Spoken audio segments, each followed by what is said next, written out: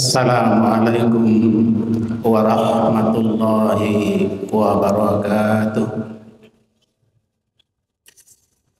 Alhamdulillahi rabbil alamin wal aqibatu lil muttaqin wassalatu wassalamu ala nabiyyina Muhammadin wa ala alihi wa ashabihi ajma'in. Amma ba'd. Bapak-bapak, ibu-ibu jemaah salat zuhur Masjid Raya Sumatera Barat yang dirahmati Allah, insya Allah. Syukur kita kepada Allah Subhanahu wa Ta'ala bisa hadir dalam keadaan sehat walafiat di masjid yang kita cintai ini. Salat beriring salam buat junjungan kita Nabi besar Muhammad sallallahu alaihi wasallam. Qala Allah subhanahu wa ta'ala fil Qur'anil Karim. A'udzu billahi minasy syaithanir rajim. Bismillahirrahmanirrahim. Walau anna ahlal qura amanu wattaqaw lafatahna alaihim barakatim minas samai wal ard walakin kazzabu fa akhadnahum bima kanu yaksibun. Shadaqallahul azim. Sedang jemaah zuhur yang dirahmati Allah, berbagai fenomena penyakit masyarakat menjadi bahagian yang tidak bisa kita pisahkan, berada di sekitar kita, di sekeliling kita, di tengah masyarakat kita, di tengah bangsa kita, bangsa Indonesia. Berbagai tulisan bermunculan, mulai dari yang sangat vulgar, Indonesia darurat moral misalnya. Generasi muda dilanda dekadensi moral, degradasi moral menjamur di tengah masyarakat bangsa kita, dan istilah-istilah yang sejenis dengan itu. Dengan kata lain, berbagai bentuk krisis yang terjadi di tengah masyarakat kita, maka yang paling dicemaskan, ditakuti, di samping aspek-aspek kehidupan lainnya, adalah berkaitan dengan moral yang dalam bahasa agama kita sangat familiar dengan istilah akhlak. Berbicara tentang akhlak, seorang penyair terkenal dan masyhur, Ahmad Syauqi misalnya, mengatakan innamal umamul akhlaq ma baqiyat fa inhum dhahabat akhlaquhum dhahabu. Suatu bangsa itu akan lestari, akan kekal, akan kuat dan eksis selama akhlak bangsa itu kuat dan lestari pula. Sebaliknya, apabila akhlak mereka sudah tiada, maka musnahlah bangsa itu. Sejalan dengan itu, Allah berfirman sebagai landasan utama kaitan eksis dan tidak eksisnya suatu bangsa ditentukan oleh akhlak mereka yang dicantumkan dengan dua diksi, yaitu kata-kata amanu wattaqau. Ayat yang kita bacakan di awal ceramah kita ini Di surah Al-A'raf ayat 163, Allah berfirman, seandainya penduduk suatu negeri itu bisa negara tetap dalam kekuatan iman dan takwa yang istiqomah, Allah janjikan dengan kata-kata taukid, la fatahna alaihim, pasti kata Allah akan aku bukakan pintu keberkahan yang turun dari langit dan membesut dari bumi. Sumber pencaharian dan rezeki kita dari atas dan bawah, turun dari langit, muncul dari bumi. Allah janjikan dua sumber itu akan memberikan keberkahan, manfaat, guna, daya guna untuk sumber-sumber kehidupan kita, tetapi dikaitkan oleh Allah Subhanahu wa taala.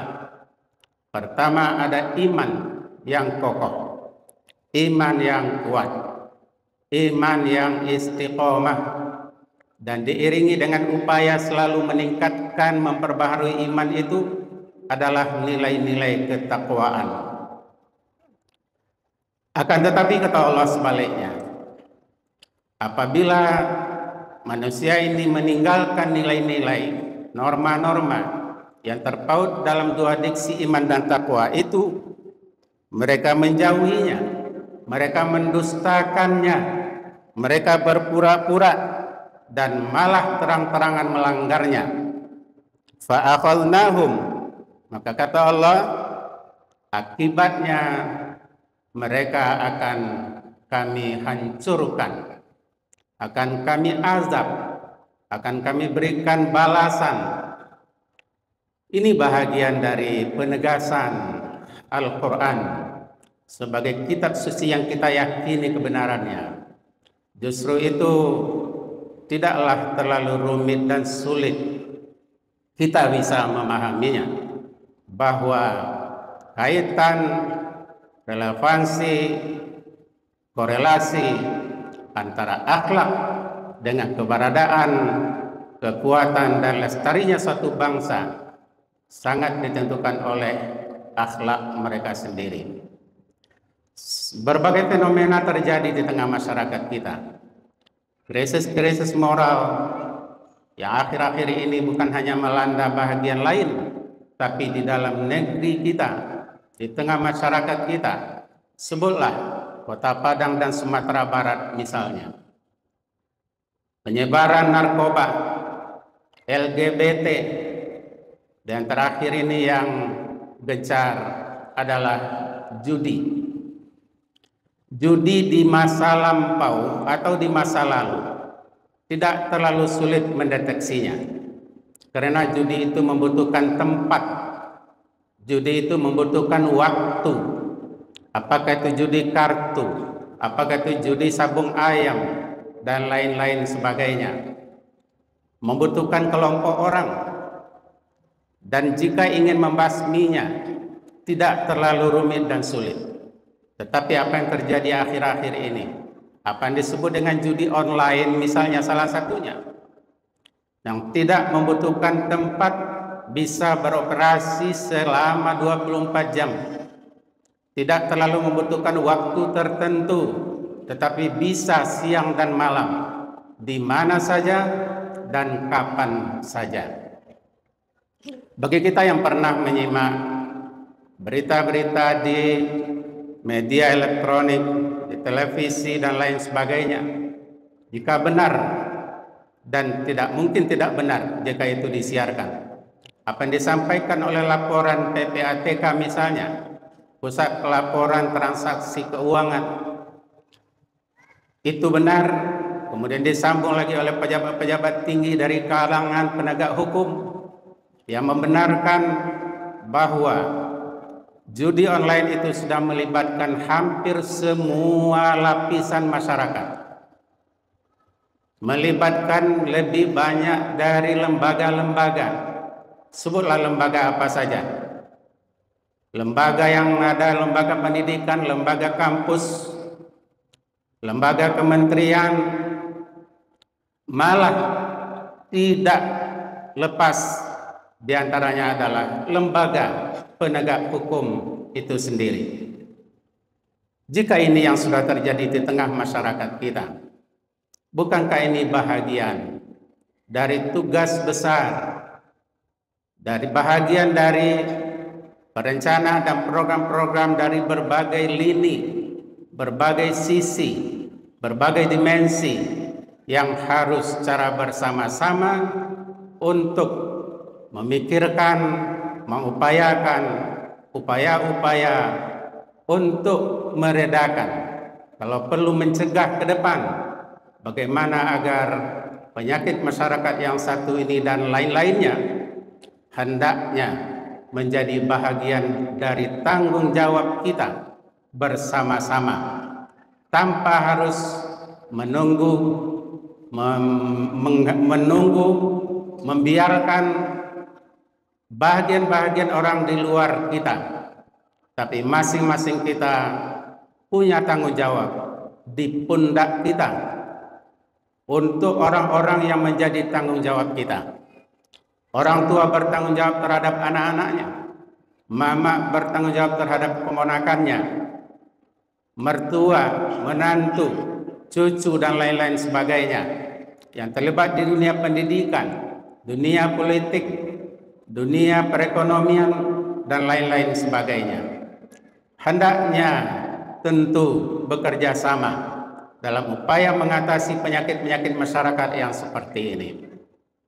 Judi yang kita sebutkan bukanlah penyakit masyarakat baru, bukanlah penyakit moral yang baru kemarin, tetapi sebelum Islam, sebelum Al-Quran turun, sebelum agama Islam diturunkan oleh Allah Subhanahu wa Ta'ala, penyakit ini pun sudah ada dan merajalela di tengah-tengah masyarakat.